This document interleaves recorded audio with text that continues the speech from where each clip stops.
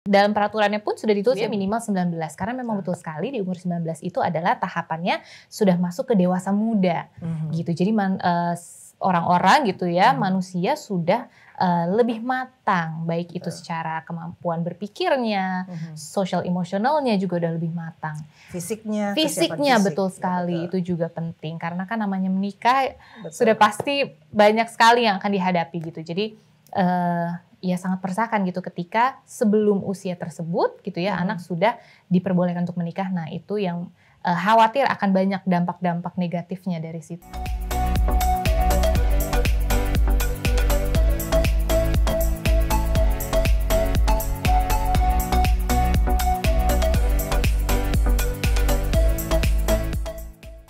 Assalamualaikum warahmatullahi wabarakatuh. Salam sejahtera buat kita semua. Jumpa lagi dengan saya Edriana Nurdin dalam channel Edriana Views. Dalam opera kali ini, obrolan perempuan, saya kedatangan tamu yang cantik, Mbak Wikan Putri Larasati. Beliau adalah seorang psikolog, tepatnya spesialisasinya psikolog anak, Mbak Wikan ya. Selamat datang Mbak Wikan, terima kasih banyak sudah hadir di acara kita kali ini. Akhir-akhir ini dihebohkan ya, dihebohkan oleh berita-berita, baik berita media online maupun berita-berita media printed media. Dan terakhir ini saya membaca Menteri Pemberdayaan Perempuan dan Perlindungan Anak mengecam Aisyah Weddings karena mempromosikan pertama nikah siri, poligami dan pernikahan anak.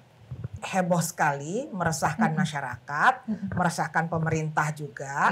Karena pernikahan anak tersebut itu melanggar Undang-Undang Nomor 18 Tahun 2019 tentang perkawinan yang menyatakan bahwa syarat usia menikah minimal 19 tahun dan Undang-Undang Nomor 35 Tahun 2014 tentang perlindungan anak. Sebagai psikolog anak yang selama ini memperhatikan tentang persoalan-persoalan anak, tumbuh kembang anak, bagaimana memandang ini Mbak?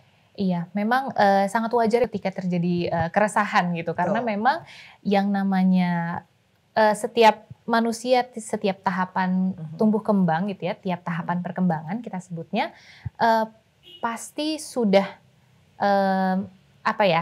kesiapannya akan beda gitu. Pasti kalau misalnya ketika dalam peraturannya pun minimal 19 karena memang betul sekali di umur 19 itu adalah tahapannya sudah masuk ke dewasa muda gitu. Jadi orang-orang gitu ya manusia sudah lebih matang, baik itu secara kemampuan berpikirnya, social emosionalnya juga udah lebih matang. Fisiknya betul sekali, itu juga penting karena kan namanya menikah sudah pasti banyak sekali yang akan dihadapi gitu. Jadi ya sangat meresahkan gitu ketika sebelum usia tersebut gitu ya anak sudah diperbolehkan untuk menikah. Nah itu yang khawatir akan banyak dampak-dampak negatif. Karena kalau nggak salah saya dari Aisyah Wedding ini itu mereka mengatakan anak umur 12 tahun gitu ya itu udah dipromosikan untuk menikah.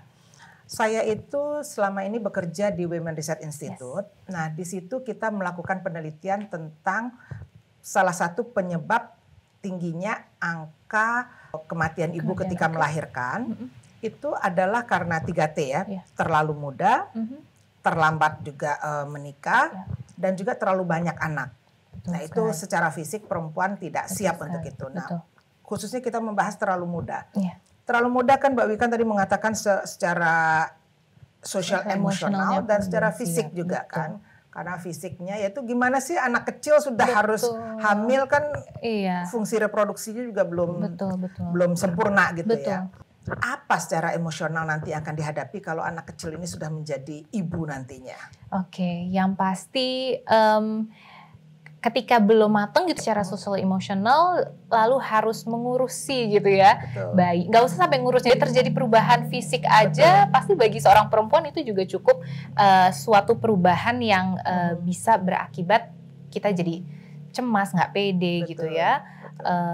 Apalagi gitu ketika nanti udah lahir seorang anak di mana kita bertanggung jawab sepenuhnya terhadap si bayi itu. Padahal dirinya sendiri ya belum matang cara berpikirnya, lalu juga masih kemampuan untuk mengelola emosinya, mengelola stresnya, karena si ibunya masih belum bisa mengelola perasaannya. Berbahaya gitu kalau sampai nggak tertangani, bahaya buat ibunya, bahaya buat bayinya juga. Ya, buat bayinya juga. Iya. Saya ingat waktu kita aja dulu ya, waktu pertama menstruasi itu kita aja kan benar, nggak berani keluar rumah. benar. Apa yang terjadi pada diri kita, pada tubuh kita. Juga stunting ya, anak yang tumbuh kembang tidak sesuai usianya.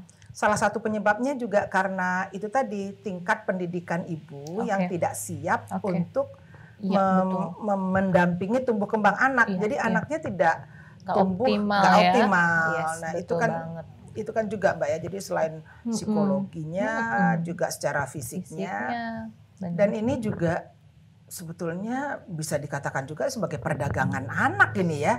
Karena anak kan ibaratnya itu kan diperjualbelikan, karena nggak ada orang tua yang akan menikahkan anaknya kalau tidak dalam kondisi-kondisi tertentu.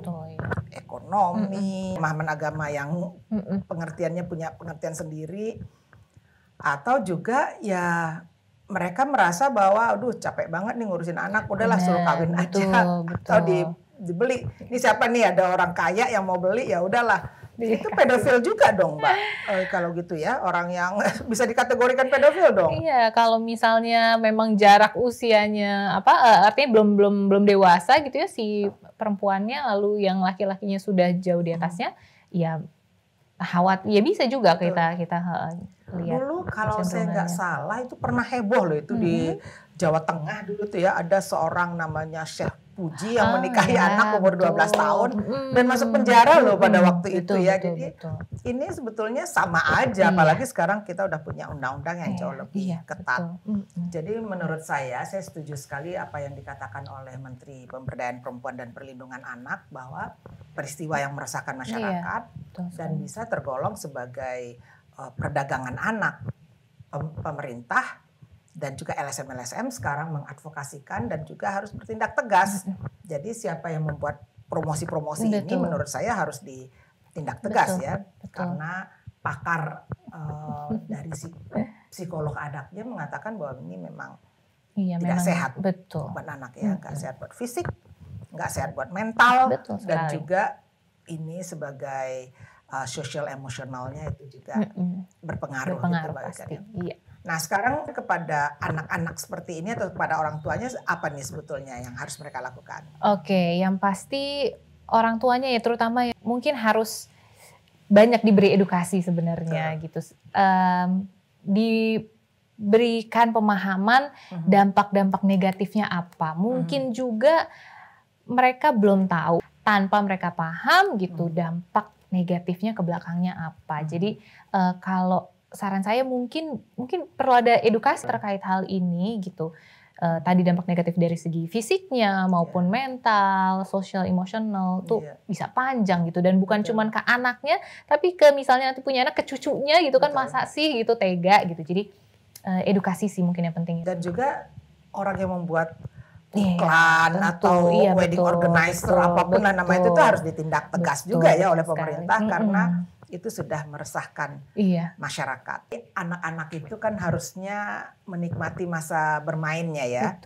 Jadi umur 12 tahun itu masih wajib belajar. Bahkan sampai umur 17-18 tahun itu masih wajib belajar kan. Kan sekarang wajib belajar dari SD sampai SMA. Jadi ini juga sudah melanggar program pemerintah. Ada hal yang menarik lainnya ini kalau kita bicara tentang anak, tumbuh kembang anak ini emang betul-betul nggak ada habisnya. Persoalan silih berganti. Saya baru-baru ini datang ke suatu daerah. Daerah ini di kaki gunung loh ya, di kaki gunung artinya sangat terpencil. Kita berbicara dengan orang tua dan orang tua itu mengatakan mereka sangat resah saat ini. Dampak lain dari belajar online. Jadi belajar online itu kan terjadi di semua daerah akibat pandemi corona ini. Ini di kaki gunung, orang tuanya mengatakan bahwa mereka harus keluar uang ekstra membeli pulsa. Karena anaknya itu seharian di dalam kamar, mengurung diri, hanya main HP. Alasan anaknya kan lagi belajar. Ternyata bikin PR juga enggak, karena ditegur oleh gurunya. Tapi sekarang nggak mau disuruh ngerjain apapun, nggak mau bermain di luar rumah. Dan juga di situ tidak mau lagi membantu kegiatan ekonomi orang tuanya. Tadinya kan di rumahnya itu mereka bertenun.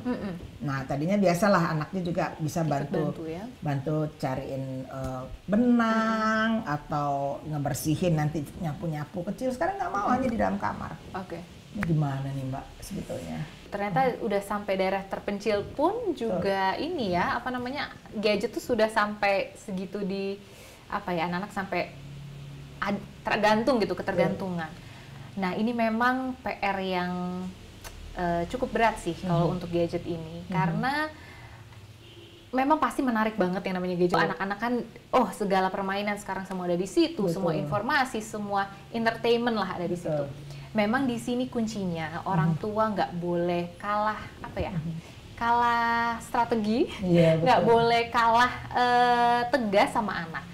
Pastilah ketika anak diminta berhenti untuk main gadget, sudah pasti ada penolakan. Kalau anaknya udah remaja, ngamuknya bisa mungkin banting pintu, apalah ya, teriak-teriak, dan pasti itu sangat mengganggu. Tapi orang tua harus paham gitu ya, bahwa ada perbedaan antara tegas dan galak. Fenomena yang terjadi adalah orang tua ini galak tapi nggak tegas, karena ngeliat anaknya disuruh ayo nggak boleh main gadget, lalu anaknya ngamuk, ibunya nggak marah juga dong ya, ini dibilangin nggak bisa marah-marah, tapi ujungnya ya udah terserah sana. Jadi ujung-ujungnya jadi galak tapi nggak tegas gitu. Jadi buat apa sia-sia, sudahlah anak jadi kesel gitu ya. Disiplinnya pun nggak dapet. Nah, sekarang yang harus mungkin orang tua mulai ganti cara pendekatannya dan pola pikirnya adalah kita harus tegas, tapi tanpa perlu galak. Artinya kita harus mengelola emosi juga, karena pasti saya paham akan kesel gitu ya ketika anak nggak bisa dibilangin, kan kesel ya. Walaupun anak saya belum remaja, masih kecil aja suka kesel kalau anak nggak mau nurut gitu ya. Apalagi kalau udah gede gitu kan, pasti ngebalesnya akan lebih ini. Tapi kita harus bisa ngelola emosi dulu, kita tenang dan kita katakan enggak ya nak, maaf. Tapi memang ada baiknya di awal kita kasih kesepakatan dulu sih. Jadi misalnya suatu hari nih anak lagi tenang, kita bikin kesepakatan. Nah, ibu lihat kamu kayak udah kelamaan main handphonenya seharian, itu nggak sehat, buat mata nggak sehat gitu ya. Untuk kamu juga jadi nggak bersosialisasi, itu kan juga nggak sehat. Nah, jadi kita bikin aturan deh. Sekarang mulai besok, kalau mau main gadget dari jam segini sampai jam segini, kita kasih aturan. Jadi kita jangan ujuk-ujuk juga gitu ya, emang harus ada kesepakatan. Apalagi kalau anaknya udah remaja, baiknya kita bikin kesepakatan. Oke, sepakat. Oke, kalau udah sepakat, ketika menjalankan kan udah pasti tetap aja ada kendala ya pasti gitu ya, anaknya nggak mau. Ya udah, ibunya tetap harus tegas. Enggak ya nak, mama sudah bilang kemarin enggak. Jadi sini handphonenya gitu ya diambil, anaknya mau ngamuk kayak apa, sebisa mungkin kita nggak perlu galak gitu ya, nggak perlu naikin intonasi, nggak perlu narik urat, nggak perlu kita ngajak berantem, cukup dengan tegas bilang enggak. Kita udah bikin kesepakatan enggak. Nah, kita tutup, ibaratnya tutup telinga, tutup mata, anak kamu kayak apa, kita maaf ya, udah kesepakatan enggak. Jadi udah handphonenya kita pegang, kita taruh di kunci di lemari apa gimana. Pasti awalnya akan berat, tapi ketika anak udah tenang tuh boleh kita ajak ngobrol. Kayak misalnya, mama tahu kamu marah, kamu kesel kan, nggak boleh main handphone. Mama tahu, enak kan main handphone. Jadi kita kita menunjukkan bahwa kita paham kok perasaan dia tuh. Kamu tuh sebel disuruh berhenti main handphone tuh, mama tahu kesel gitu. Kamu tahu nggak sih ini tuh dampak buruknya, anak tidak merasa dipahami. Padahal akan lebih smooth gitu ya kalau kita menunjukkan bahwa kita paham gitu, kita paham perasaannya dia. Mama tahu kamu masih pengen main, mama tahu kamu marah karena handphonenya diambil, mama tahu. Tapi udah, tapi nggak bisa ya nak, udah kelamaan. Sekarang ini persoalan anak itu nggak sederhana. Iya betul sekali, setuju Bu. Ya kan, dari tadi promosi nikah muda lah gitu loh ya. Nikah muda itu karena nggak dapat izin dari pemerintah tuh sering sekali nikah siri atau minta dispensasi dari pengadilan agama. Nah, orang tua sering sekali supaya lebih cepat rekomendasinya itu keluar, dia bilang aja anak saya sudah hamil. Padahal sebetulnya tidak. Tapi jadi, supaya dapat.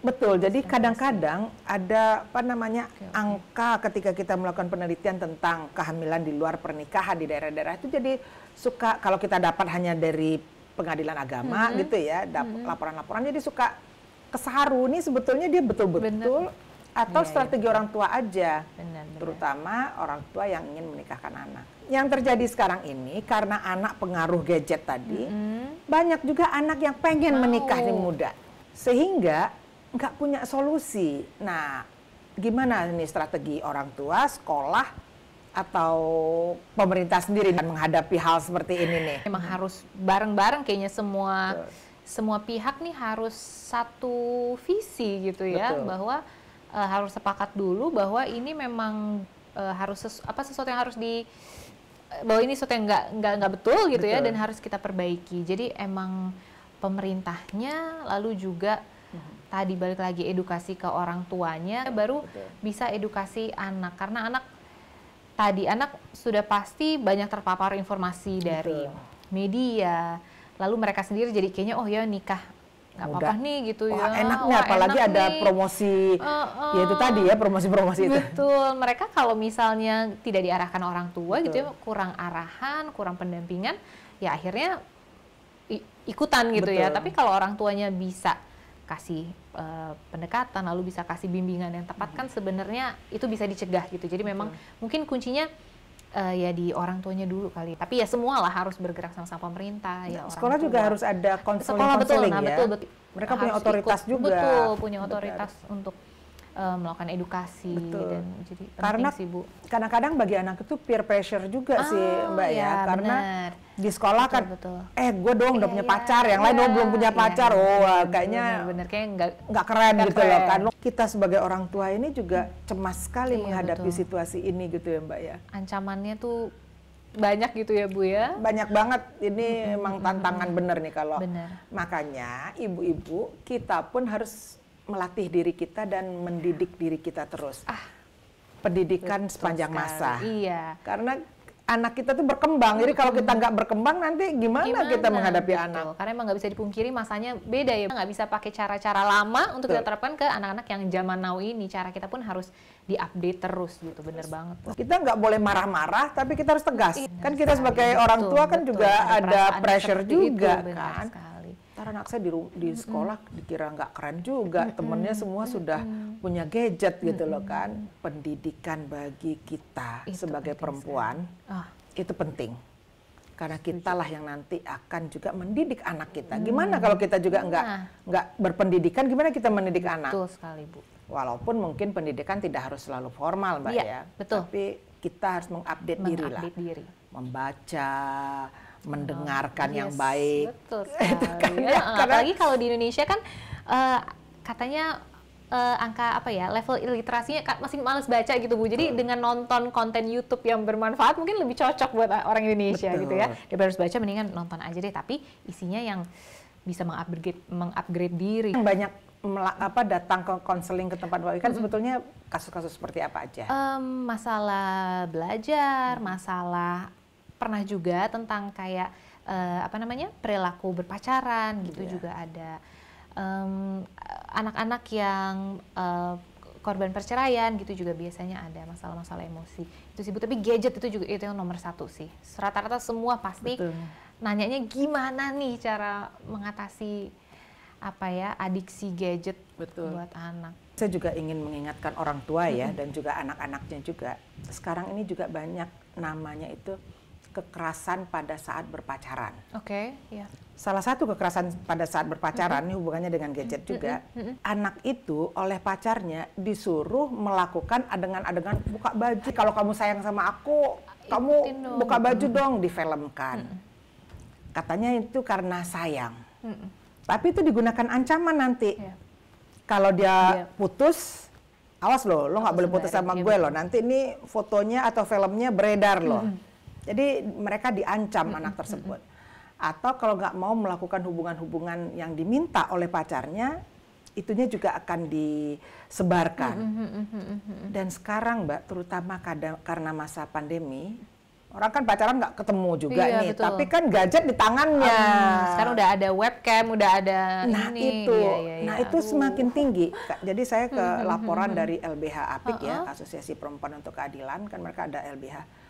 Itu tinggi sekali sekarang angka pengaduan dari kekerasan saat berpacaran. Menurut saya ya kita sebagai orang tua harus betul-betul hati-hati mendampingi. Jadi anak itu dianggap sebagai teman, diajak ngobrol, tapi juga tegas. Iya, betul sekali. Jangan sampai kita ketinggalan dari apa yang mereka lakukan gitu ya. Jadi aduh, saya nggak kebayang jadi anak zaman now. Jadi anak-anak tuh udah segala ini ya, udah pintar mencari celah juga. Pandemi nggak bisa ketemu, tapi pacaran jalan terus. Jalan terus. Nah, gimana caranya? Ya menggunakan HP tadi. Jadi ini sekarang penyalahgunaan dari hal-hal yang selama ini yang di zaman kita nggak kita temui bener ya, gitu loh. Jadi merasa kayaknya emang ilmu parenting tuh jadi penting banget. Persoalan berikutnya di masa pandemi juga ini apa coba Mbak Wika? Perceraian. Oh ya. Angka perceraian meningkat ya Bu ya. Karena itu tadi work from home, semua orang beraktivitas di rumah. Suami istri ketemu 24 jam yang selama ini kita punya, kalau bahasa Mbak Wikan tadi kita punya me time. Sekarang lo lagi. Boro-boro me time gitu ya. Ketemu dia lagi. Terus suami nggak mau tahu. Dia tetap dengan karakternya yang semula. Tetap harus dihidangkan, disediakan makanan, disediakan kopinya. Sementara kita perempuan harus bersihin rumah, menemani anak sekolah di rumah. Apalagi kalau kita kerja, kita juga harus kerja. Sekarang ini kalau kita lihat, hubungan-hubungan itu kan juga udah mulai berubah model pola relasi kita di rumah. Angka perceraian juga makin tinggi nih Mbak Wikan. Ini siapa yang terdampak lagi nih? Pastinya anak ya. Jadi apa ya? Ada banyak keluhan nggak tentang ini? Kalau aku pernah baca juga memang katanya meningkat gitu ya angka perceraian. Tapi memang kalau untuk yang kasus perceraian karena pandemi, aku belum menerima kliennya seperti itu. Tapi kalau kasus perceraian pada umumnya memang biasanya nih akan terdampak nih si anak nih. Dan beberapa kasus yang pernah aku tangani, ya memang iya gitu. Anak biasanya ada rasa bingung, sedihnya ada. Bingung karena ini apa sih gitu situasinya tuh sebenarnya kenapa? Sedih pasti nggak bisa bareng-bareng lagi, marah. Kalau untuk yang agak sudah mulai remaja ada rasa marah juga karena dia berpikir kenapa sih kok mama papa tega banget gitu sama kita gitu, sama anak-anaknya, kenapa sih nggak dicoba usahakan gitu. Kalau anak remaja udah ada rasa marah juga, rasa cemas udah pasti, nanti kehidupan kedepannya gimana ya dan seterusnya. Jadi perasaan-perasaan itu kalau nggak tertangani dengan baik gitu, efeknya juga bisa panjang gitu, bisa sampai ke bawah ketika dia dewasa, nanti ketika dia harus membina hubungan, ketika harus menikah juga. Nah kalau yang kemarin ini belum beres, ibaratnya gitu, khawatirnya juga bisa tadi lebih rentan terhadap perceraian juga gitu. Jadi emang harus diatasi gitu masalah-masalah itu Bu. Apa yang harus dilakukan orang tua dan bagaimana anak-anak ini juga mengatasi traumanya? Oke. Memang kalau menurut saya yang kuncinya adalah kemampuan mengelola emosi diri sendiri. Jadi kita dulu yang harus belajar mengelola emosi. Karena namanya juga anak-anak, sebenarnya wajar kalau mereka belum bisa mengelola emosi. Tapi kita sebagai orang dewasa yang harus terlebih dahulu bisa mengelola emosi. Jadi ketika terjadi pertengkaran di rumah gitu ya antara suami istri, kita harus cari cara gimana caranya supaya kita menenangkan diri dulu. Pasti sulit gitu untuk mengelola emosi, tapi kita akan nemu lah cara kita masing-masing gitu. Kalau aku tipenya ngunci mulut, terus tarik nafas, oh itu membantu banget. Jadi tarik nafas, delay respon kita, jadi kalau suami ngomong apa udah iyain aja dulu gitu ya. Yang sebelumnya pasti langsung jawab, iyain aja dulu, karena dengan kita lebih diam mungkin suami terus ikut tenang juga. Ya pokoknya kita cari cara untuk mengelola emosi.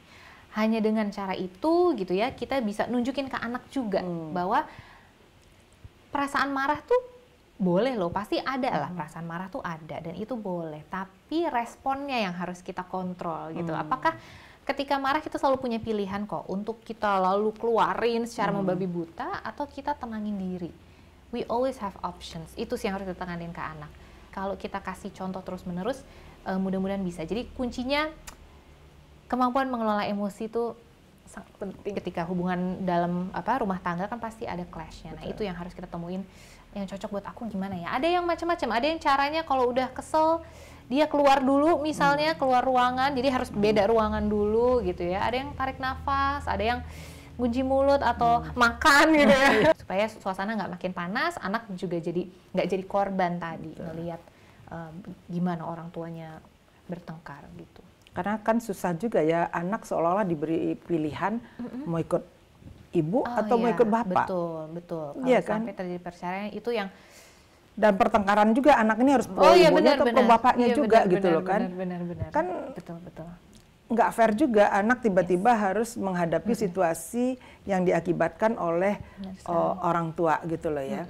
Jadi kembali lagi sebetulnya intinya memang pendidikan bagi orang tua itu nggak mudah. Iya, betul.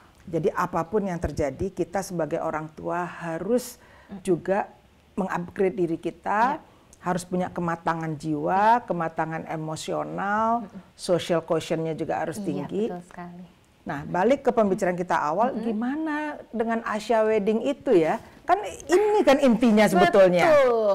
Jadi dari promosi Asia Wedding sampai rentetan ke belakang itu panjang. Panjang, betul sekali. Jangan dikira menikah tuh hanyalah menikah gitu ya, Bu Betul, ya. betul. Itu kan Konsekuensinya banyak.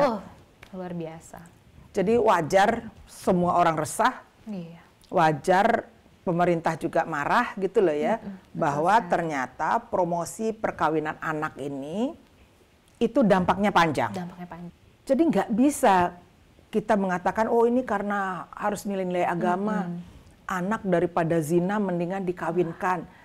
Itu sih oke-oke aja, tapi kan kenapa anak zina? Nah itu kan betul banget. Kita harus kritis ya Bu ya terhadap. Betul. Jadi jangan dikatakan daripada zina dikawinkan, tapi kan dikatakan dong anak-anak harus diajarkan hubungan yang sehat. Jangan merugikan dirinya sendiri gitu loh kan. Betul. Kalau memang ada perzinahan dan salah satu dirugikan, nah itu dong yang bermasalah nanti gitu loh ya.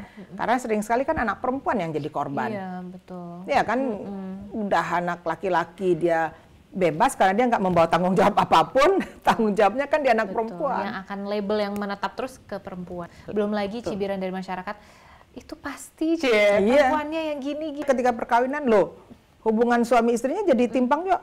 Kamu kan udah nggak perawan lagi. Ya, itu kan label-label seperti itu gitu loh yang banyak terjadi karena bagaimanapun masyarakat kita kan masih di konstruksi sosial. Nilai-nilai agama, nilai-nilai budaya, perempuan harus bersikap sebagaimana perempuan yang dituntut oleh masyarakat, sementara laki-laki nggak dikenai sanksi itu, dia bebas. Merdeka. Jadi makanya itulah yang harus kita sosialisasikan bahwa nggak benar menikah muda, tidak benar juga bahwa itu adalah karena nilai-nilai agama tertentu, bukan karena nilai agama kan mengajarkan masyarakatnya untuk menjadi lebih baik. Kalau itu kan bukan menjadi lebih baik dong, menjadi lebih buruk. Kita harus kritis ya terhadap tadi iklan-iklan gitu yang mempromosikan suatu hal. Memang masyarakat kita mungkin kadang mudah terpersuasi kalau udah bawa-bawa agama ya, dan itu yang masyarakat kita harus sangat kritis sih gitu. Apakah betul untuk misalnya tadi untuk menghindari zina, apakah berarti satu-satunya solusi berarti anak harus nikah muda gitu? Atau ada solusi lain gitu? Ya solusi lain adalah kita sebagai orang tua memperbaiki diri, membimbing anak jangan sampai terjadi hal yang tidak diinginkan. Betul sekali. Kenapa kita khawatir? Karena memang kan di negara kita kan memang alat kontrasepsi kan juga tidak bisa diperjualbelikan secara bebas, sehingga ya itu tadi anak kecil udah harus hamil gitu loh kan. Kebiasaan di masyarakat kita kalau punya anak itu selalu diasuh oleh ibunya. Jadi nanti kalau dia hamil nggak bisa lagi melanjutkan sekolah. Aduh banyak sekali deh dampaknya gitu loh ya. Jadi dia akan terhambat semua kehidupan sosial dan juga kehidupan macam-macam, kehidupan ekonomi, sosial, stigma masyarakat. Betul sekali. Harus kalau emang udah sampai kejadian begitu, untuk ngebangkitinnya juga perlu proses gitu. Membangkitkannya itu juga masalah ekonomi tadi ya. Begitulah sahabat Adriana, bincang-bincang santai saya, opera, obrolan perempuan. Ini kita sebagai ibu yang menghadapi persoalan-persoalan ini dalam keseharian kita. Jangan lupa menonton lagi episode-episode Adriana Views yang tak kalah serunya. Dan ikuti kita terus. Jangan lupa like, subscribe, dan tekan loncengnya untuk Adriana Views. Tayangan Inspirasi.